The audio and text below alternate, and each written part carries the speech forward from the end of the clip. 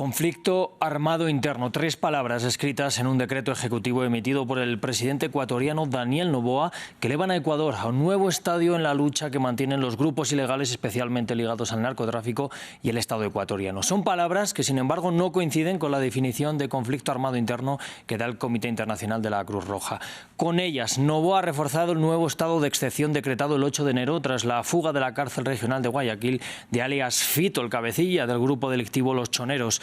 A la fuga le han seguido nuevos motines en cárceles, disturbios y explosivos en las calles. Incluso la entrada de personas encapuchadas en directo al canal TC Televisión en Guayaquil, que fue posteriormente tomado por la policía.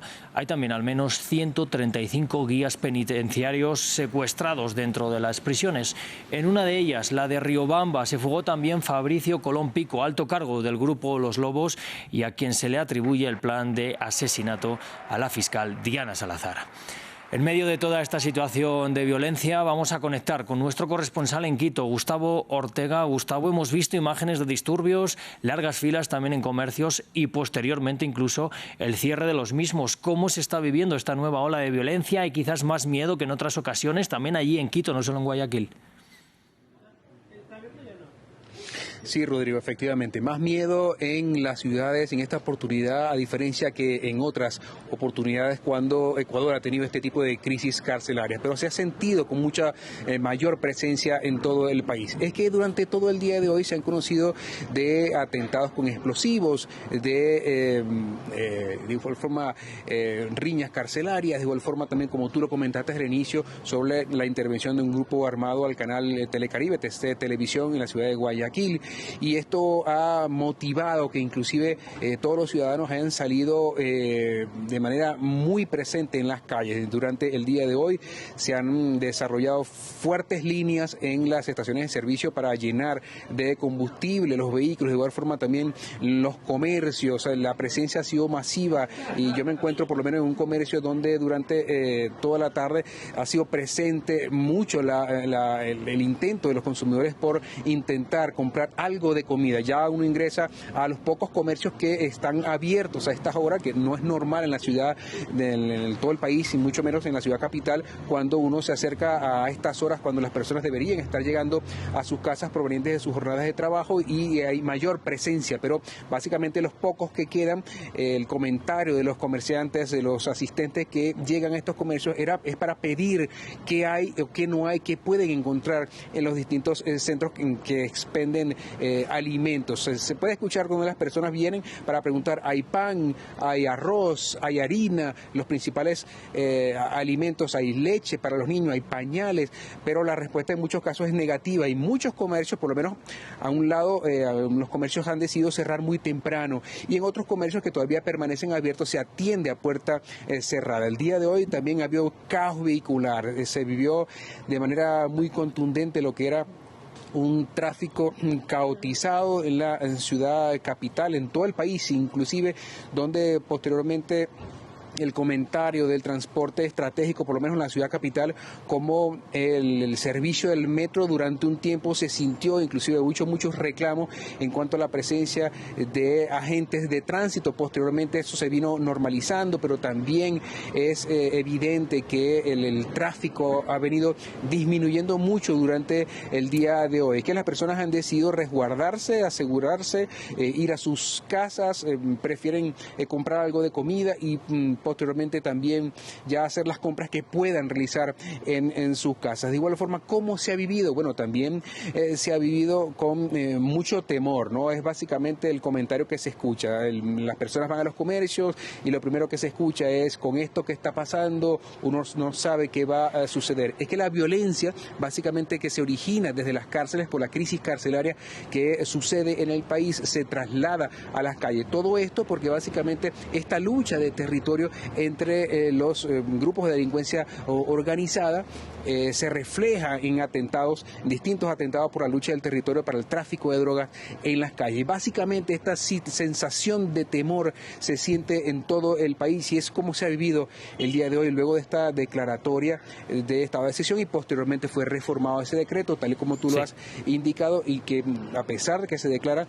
este conflicto armado interno no coincide con la clasificación de la Cruz Roja interna. internacional, pero el gobierno asegura que le permite sacar a las Fuerzas Armadas, básicamente, y a la Policía Nacional a las calles para enfrentar y resguardar, inclusive vigilar zonas estratégicas y los recintos penitenciarios en el país. Claro, Gustavo, precisamente sobre ese nuevo decreto quería preguntarte, porque modifica de alguna manera el decreto de ayer que instauraba por 60 días ese estado de excepción, modifica también la situación interna en el país. El gobierno declara una situación a la que denomina conflicto armado interno, como bien dices, que no se adecúa del todo a lo que dice el Comité Internacional de la Cruz Roja sobre este término. Quería preguntarte qué más hay en ese decreto, porque parece que también da ciertas órdenes a las fuerzas militares y da nombres muy concretos de grupos delincuenciales.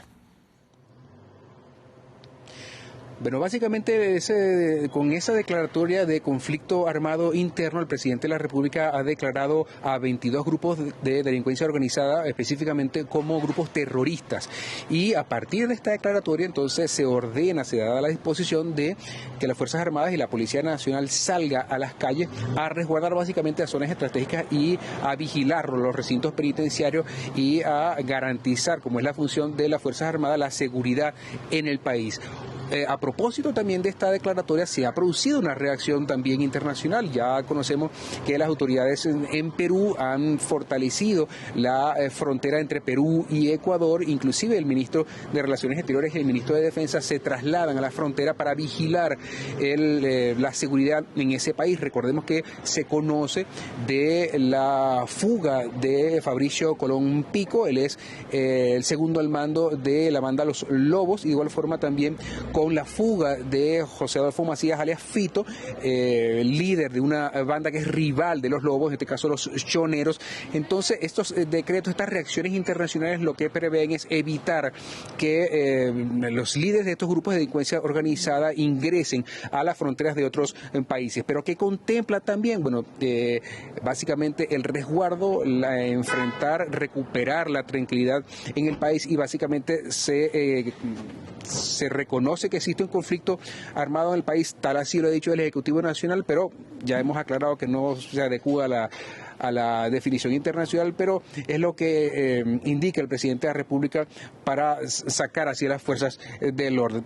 Hay que conocer cuál es el contexto en el marco que se desarrolla este tipo de situación en el país. En el país existe un incremento desmedido de la violencia desde el año 2018 hasta el año 2023, las muertes violentas por luchas entre las bandas, entre los grupos de delincuencia organizada y peleas entre ellos por la lucha de territorio. Se ha producido más de 480 muertes violentas entre grupos de delincuencia organizada, lo que esto repercute en un incremento del 800%. Ecuador ha pasado de ser uno de los países más tranquilos, de mayor paz, a convertirse en uno de los países más violentos de la región, Rodrigo. Así que este es el contexto en el cual se está desarrollando este tipo de situación y las decisiones que emite el presidente de la República.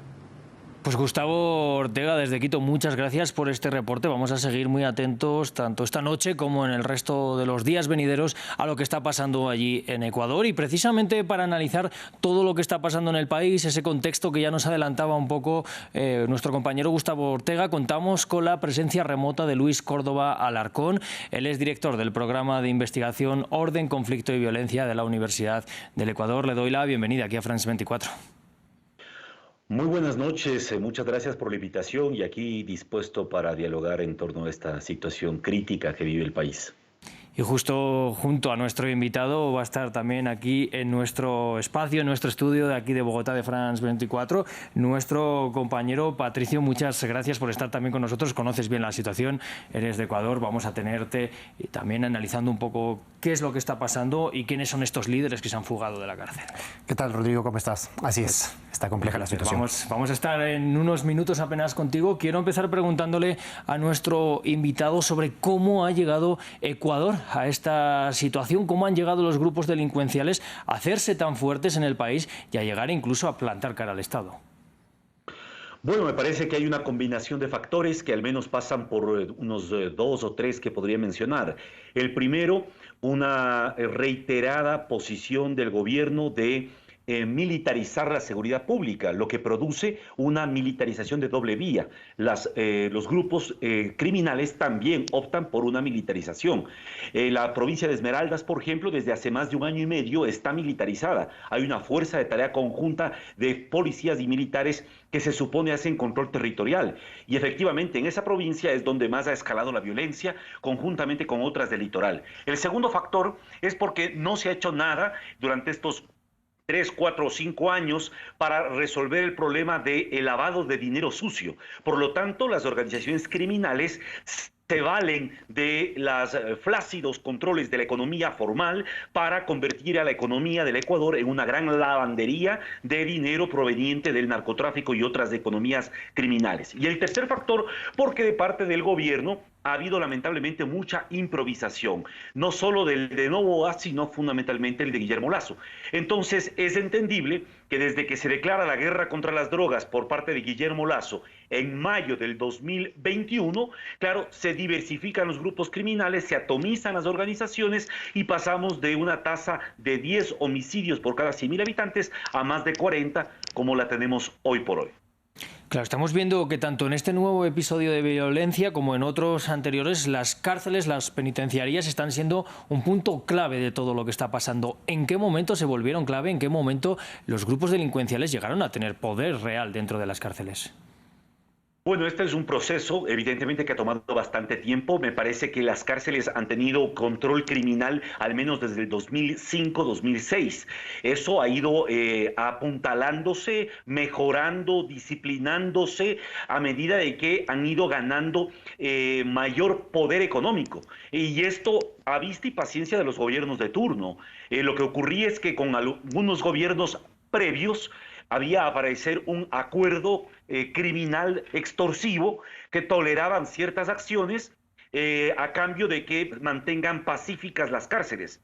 Cuando se rompen estos acuerdos, empieza este ciclo de violencia que está gatillado por masacres criminales, estados de excepción, una meseta de aparente calma y reacomodo hasta que nuevamente caemos en la crisis. Lo que ocurre es que hoy por hoy ya no hubo la masacre, sino que fue la fuga de uno de los máximos líderes de los choneros, lo que catapultó nuevamente este ciclo de violencia. Pero la reacción del Estado frente a la acción criminal es más o menos reiterativa, excepto por la declaratoria de un conflicto armado no internacional, que es realmente lo inédito el día de hoy.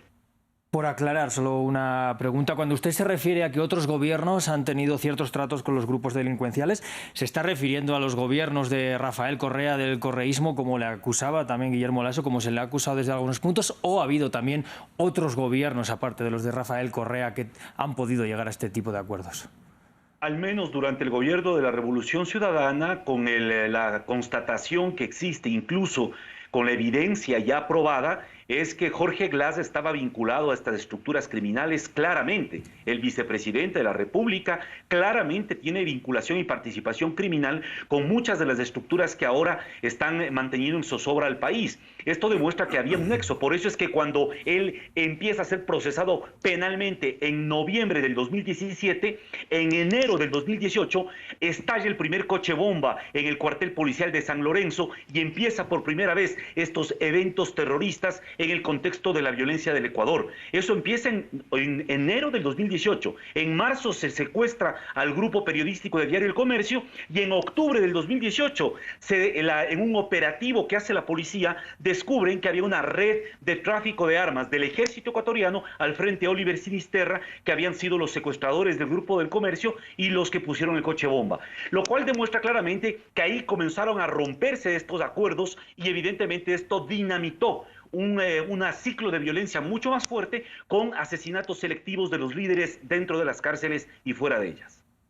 Vuelvo enseguida con usted, pero quiero preguntarle ahora a nuestro compañero Patricio Peralta sobre este estado de excepción que decretó el presidente Daniel Noboa el 8 de enero. Ha habido ciertas críticas porque no es el primero, desde luego ha habido muchos estados de excepción en los últimos meses, en los últimos años, que hasta ahora no han funcionado. ¿Qué debe hacer Noboa o qué podría hacer Noboa en este renovado estado de excepción para que funcionase y qué alternativas hay? Claro, Luis lo comentaba muy bien, ha sido la respuesta reiterativa de este gobierno de lo que ha sucedido anteriormente con Guillermo Lasso. Por ejemplo, tenemos más de 15 declaratorias en el gobierno de Guillermo Lasso. En Moreno hubo 9 declaratorias, casi al final del periodo de gobierno es cuando estalla esta crisis carcelaria. Y con Noboa es la primera declaratoria en su gobierno, este estado de excepción. Y como lo señaló, pues con esta diferencia de mencionar o introducir este término de conflicto armado interno, es decir, declarar ya directamente la guerra con estas más de 20 organizaciones delincuenciales que están ahora aterrorizando al país. Y sí, ha habido críticas, apenas se publicó un video por la cuenta de TikTok del presidente Daniel Noboa, porque es la misma estrategia que ha llevado el gobierno de Guillermo Lasso y que es la que aplican el día de hoy también en una especie de desesperación a cierto punto del gobierno ante esta avalancha de violencia que estalló en las cárceles del país y que después se expandió a todo el territorio ecuatoriano. ¿Se podría decir, por tanto, que hasta ahora estos estados de excepción son la constatación política de que los gobiernos no dan más allá, no han sabido llegar a políticas para solucionar la situación del país y ya no saben más qué hacer, acuden al ejército, a la policía? Sí, finalmente es eso, es la única opción que ellos han visto, el tema de la militarización, de llevar policías a las calles, a las cárceles, tratar de mantener esta narrativa de que ellos tienen el control de las cárceles cuando vemos reiterativamente que no es así, que hasta hace poco estaban los presos sobre los techos de la cárcel Turi, en Cuenca, por ejemplo. Entonces, se les cae finalmente esta narrativa de que están haciendo algo con este estado de excepción, llevando a militares a las calles, porque las bandas siguen emitiendo mensajes al gobierno a través de estos actos terroristas, precisamente diciendo como, mira, nosotros tenemos el control de las cárceles, nosotros tenemos el control de las calles, incluso explotando coches bombas, carros, secuestrando incluso a la policía. El Estado ya no puede mantener, ya no puede garantizar la seguridad de sus propios funcionarios. Claro. Los guías penitenciarios hasta ahora siguen secuestrados en las cárceles. Pues precisamente sobre esto quería volver con nuestro invitado, Luis Córdoba. Quería preguntarle, pese a esta militarización, pese a los estados de excepción, hemos visto que al final alias Fito ha huido de la cárcel, todavía no se ha explicado bien cómo. De hecho, pasaron muchas horas hasta que la opinión pública supo fehacientemente que esto había ocurrido. Era ya un rumor que circulaba por Ecuador. ¿Cómo ha podido ocurrir esto y por qué? Bueno, la razón, me parece, tiene que ver con la enorme infiltración que han logrado las organizaciones criminales en el Estado. Y esto es naturaleza propia del crimen organizado transnacional. No es una lucha de buenos contra malos, donde los buenos están dentro del Estado y los malos están en las calles, en las cárceles.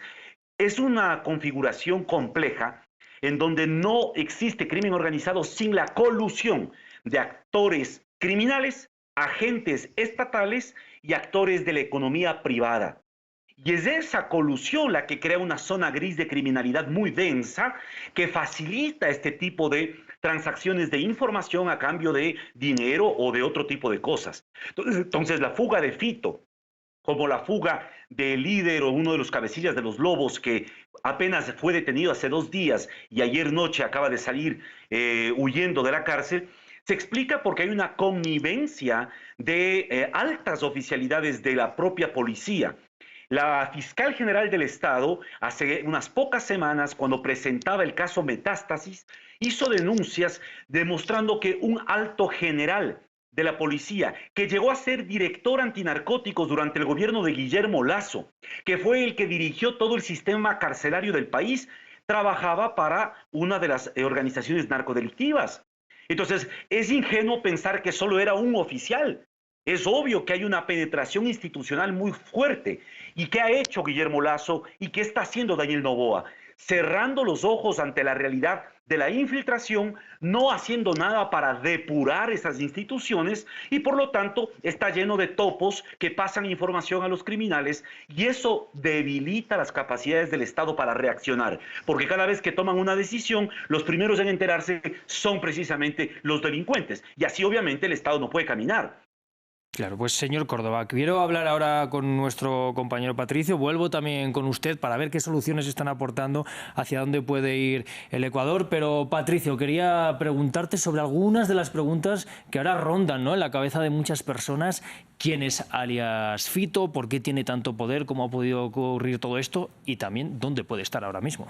Claro, bueno, finalmente es una de las preguntas que las autoridades aún no pueden responder. Finalmente, su paradero es desconocido desde el 7 de enero. Él es cabecilla de la banda Los Choneros, una de las bandas criminales más peligrosas del país, con numerosos miembros alrededor de todo el territorio ecuatoriano y que controla parte también de las cárceles dentro del sistema penitenciario. Fue sentenciado a 34 años de prisión en 2011 por diferentes delitos, entre estos delincuencia organizada, narcotráfico y asesinato.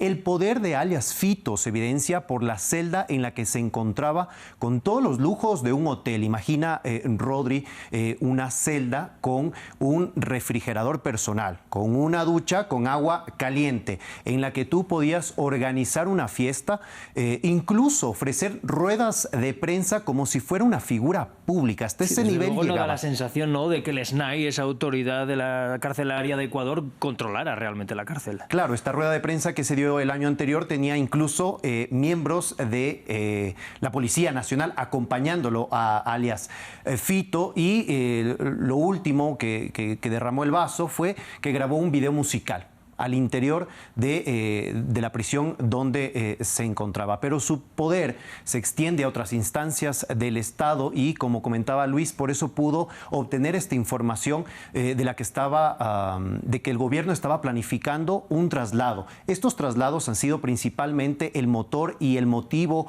de que se den estas masacres carcelarias en estos últimos tiempos, y hoy no fue la ocasión. Si bien no se dio una masacre carcelaria, se dio esta fuga de alias Fito, y también lo que él buscaba era evitar precisamente ser llevado desde la cárcel regional donde él se encontraba a la cárcel de máxima seguridad en Guayas, que es la que se tiene en el país. Pero cuando la policía llegó el 7 de enero con la intención de llevarlo, pues Fito ya no se encontraba en esta celda, no había dejado nada, tuvo tiempo incluso hasta de empacar. Luego estalló la violencia, como hemos visto, como hemos escuchado, pero el terror la provocó la banda de Los Lobos. ¿Por qué? Porque también se filtró la información de que trasladarían a Fabricio Colón, alias El Salvaje, y a otros miembros, parte de esta organización delictiva, hacia esta misma cárcel de máxima seguridad. Así es cómo termina todo esto, cómo explota todo esto en medio de estos conflictos, de estas amenazas por parte de Los Lobos, diciendo al gobierno que no busquen a alias Fito, porque si no van a estallar la violencia, y de Los Lobos estallando la violencia para evitar más traslados. Pero realmente parece, Patricio, que es casi el primer paso de muchos otros, porque ha habido más motines en otras cárceles del país, ¿verdad?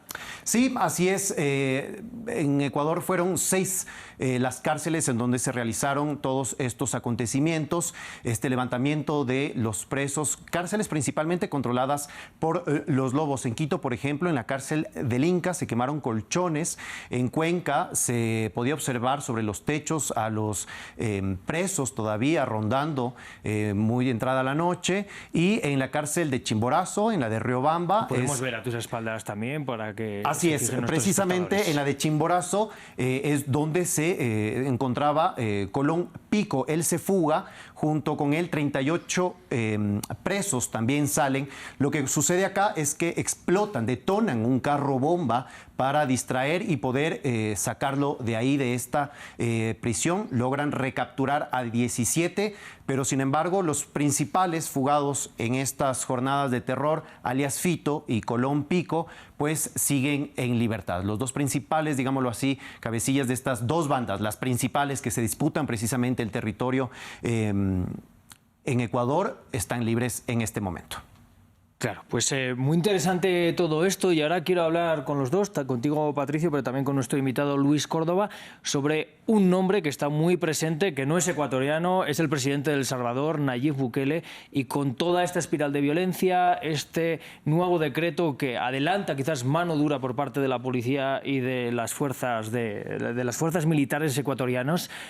¿Es posible que llegue un modelo a la Bukele? Porque ya antes de que pasara esta fuga de alias Fito, había adelantado Daniel Noboa que se van a construir 2 megacárceles al estilo de las que se han construido en El Salvador. Además, lo va a construir la misma empresa que construyó esas cárceles. ¿Funcionaría un estilo Bukele en el Ecuador? Bueno, yo creo que esa es una de las posibilidades. No tanto que funcione el modelo buquelista en el país, pero sí que ese sea el estilo que quiera optar Daniel Noboa. La presencia de las Fuerzas Armadas en este contexto de declaratoria de conflicto interno le da una atribución legal muy amplia para que se active la Ley de Defensa Nacional, la Policía Nacional se subordine al mando del Comando Conjunto de Fuerzas Armadas y que incluso el Comando Conjunto de Fuerzas Armadas pase a tener mayor acceso, control y criterio sobre la distribución del presupuesto del Estado. Esto hace que evidentemente la coyuntura catapulte un escenario que ya no es en el marco estricto de normas de decisión política, sino en el marco de normas de decisión militar. Y es esto lo que nos abre un escenario inédito para el país, difícil de prever, pero que podría tener estos dos desenlaces. El uno, que aquí en 48 horas se retome el orden en el país, se haya disuadido a los grupos pandilleriles, se haya logrado recapturar seguramente a algunos de los fugados y las cosas vuelvan a esa normalidad sui generis que hemos construido en los últimos años de violencia. Y el otro escenario es que esto le abra las puertas al presidente Noboa para que en esta ausencia, en este vaciamiento de conceptos que tiene el presidente y ante la ausencia inclusive de una perspectiva política clara, opte, aproveche esta ventana de oportunidad para adquirir un estilo tipo Bukele y pues apuntalar una visión más autoritaria como régimen político inclusive. Claro, y ante la duda de esos dos modelos a los que usted apunta, desde luego ya hemos visto estos días esas imágenes de reos con las manos atadas en pantaloneta, como se han visto en El Salvador, pero entonces es un argumento en sí mismo también el que dice Daniel Noboa que van a llevar esas 2 megacárceles a una zona como la Amazonía, lejos de donde está el núcleo de estos grupos delincuenciales, o también podría darse la situación que lo que consiga es expandir el poder de esos grupos a más partes del país a las que ahora no habían llegado. Sin duda esa no es, por ahí no va la solución. Claro que se requiere inversión en el sector carcelario para mejorar las condiciones de vida y poder convertirles realmente en centros de rehabilitación y no en universidades del delito. Pero eso, por ahí no va la solución. La solución atraviesa otras instancias claramente ausentes. Y esto se reduce en un lenguaje mucho más coloquial en el uso equilibrado del garrote y la zanahoria. No se puede solo con garrote disuadir a un ejército de más de 800,000 jóvenes entre 16 y 24 años que ni estudian ni trabajan y que son el ejército de donde reclutan fácilmente las pandillas a los sicarios, a los extorsionadores y a los miembros que están haciendo estos servicios criminales. El Estado tiene la responsabilidad de usar la coerción, por supuesto, pero también de brindar bienes públicos y servicios básicos a estos sectores urbanos, marginales y rurales que den realmente una solución en perspectiva. Caso contrario, son solo paños fríos para bajar la temperatura, pero de aquí a un mes, a 2, a 3 meses, volveremos al ciclo de la violencia al que nos han acostumbrado lamentablemente. Es muy interesante esto que apunta, porque precisamente Daniel Noboa en su campaña en la segunda vuelta hablaba de la inversión social sin la que no se podría luchar contra la violencia en Ecuador. Le quiero preguntar, en estos primeros días de gobierno, ¿se habían dado pasos hacia este escenario o todavía no ha habido propuestas sociales fuertes? Para nada. En este primer mes de gobierno, el presidente primero se dedicó a tratar de completar su gabinete, porque no tenía cuadros y ya ha tenido que recurrir de los amigos, de las amistades, para comenzar a poner a gente y completar, sin que lo logre hasta el día de hoy.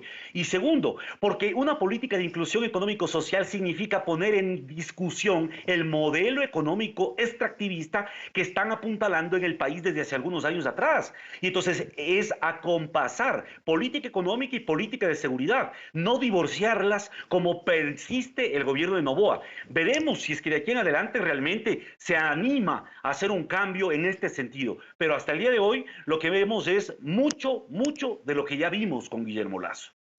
Claro, Patricio Peralta, quería preguntarte sobre lo que votaron los ecuatorianos, porque Salió elegido Daniel Noboa con estas promesas también de inversión en materia social. El correísmo estuvo muy fuerte. También sabemos que su propuesta no era tan de mano dura. Había otras propuestas mucho más duras que cayeron en la primera vuelta.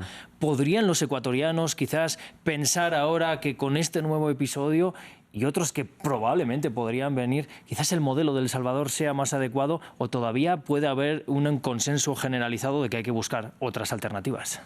En definitiva, hay que buscar otras alternativas a este modelo buquelista que muchos han tratado de replicar o han tratado de impulsar como parte de su campaña o de sus opciones para resolver lo que está sucediendo en el Ecuador. Y precisamente es el abandono del Estado, donde en las ciudades del Ecuador donde más hay la ausencia del Estado, pues es donde más se ha insertado el narcotráfico, donde las bandas más están disputando. Esmeraldas tiene una situación muy crítica en la que en este momento, si bien tenemos a Quito con situaciones alarmantes, Esmeraldas lleva este mismo escenario varios meses, día tras día, en el que los ciudadanos no pueden estar en paz ni transitar tranquilamente por las calles. Entonces la solución sí es buscar precisamente la injerencia del Estado, la presencia del Estado en estos sectores, en estas zonas.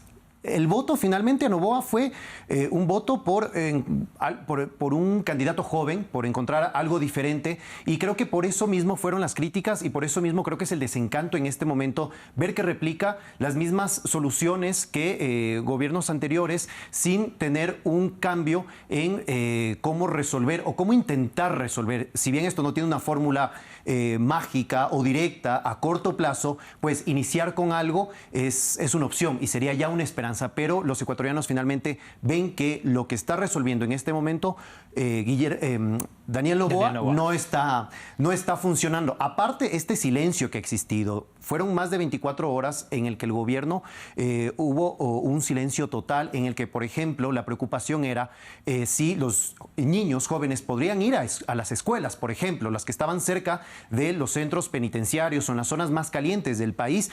Había silencio de parte de las autoridades. Eso creo que es lo que más indigna y lo que reclaman los ciudadanos de Ecuador. Y es una de las críticas que se le ha estado haciendo a Daniel Noboa desde el momento en que ganó, en su asunción también y en los primeros momentos de gobierno, que es un gobierno que no está hablando al pueblo, no está dando grandes declaraciones y, por ejemplo, tampoco se sabe en concreto de qué iba ese plan Fénix que proponía de seguridad, no se saben medidas concretas. Yo le quería preguntar también, Luis Córdoba, sobre lo que nos hablaba antes, esos acuerdos a los que otros gobiernos habían llegado con grupos delincuenciales. Ha dicho Daniel Noboa que no va a hablar con los que denomina grupos terroristas, pero si la situación se agrava, podríamos llegar a ver al gobierno de Noboa llegar a acuerdos también con los grupos. Bueno, eso es parte del escenario y es parte probablemente de las posibilidades. Creo que no hay un margen en esa línea todavía cierto por dos motivos. El primero, porque el gobierno está desesperadamente intentando paliar la situación que ha vivido hoy. Y lo que ha vivido hoy tiene que ver mucho con una política comunicacional que maneja el crimen organizado. Y esto hay que recordar las experiencias en Colombia, en México, en la propia Centroamérica. Es decir, no estamos nosotros hablando sobre hechos aislados en donde hay coberturas improvisadas, espontaneidad absoluta de los criminales. No, estamos hablando de un plan para precisamente generar este terror en la ciudadanía. Pero ese plan no se completaría si no fuese por la forma en que reacciona el Estado. Y lo que hemos visto el día de hoy, por ejemplo, es enorme un comportamiento por parte del gobierno absolutamente errático, y ante esta falta de vocerías, ante esta falta de orientación a la ciudadanía y al comportamiento errático, lo que genera es un abismo de incertidumbres que acrecientan el efecto que quieren los criminales. Por eso me parece que es importantísimo dimensionar que la lógica de la violencia criminal, la reproducción social de la violencia criminal en el Ecuador, como en otras partes del mundo, no tiene que ver solo con los malos criminales que están en las calles amedrentando y delinquiendo, sino también con la forma como los gobiernos reaccionan, enfrentan y procesan estos conflictos. Y yo creo que Daniel Noboa ha improvisado mucho. Veamos si es que esto va a sacudir, a cimbrar los cimientos de su gobierno y le va a ayudar a tomar más en serio lo delicado que está el país y la importancia de generar un proyecto de largo plazo que le dé profundidad estratégica a la presencia militar y policial en los territorios. Luis Córdoba Alarcón, le quiero dar las gracias por haber estado hoy con nosotros aquí en France 24, ayudándonos a entender qué es lo que está pasando en Ecuador en esta situación tan delicada apenas al principio del gobierno de Daniel Noboa. Ha sido un placer estar con usted. Muchas gracias a ustedes, muy amable. Patricio Peralta, compañero de nuestra redacción, también ha sido un placer tenerte aquí en este estudio de France 24. A ti, gracias. Pues nosotros vamos a cerrar ya este espacio especial sobre la situación en Ecuador, pero yo les dejo ya con el resto del programa Directo a América, que volvemos en apenas unos minutos.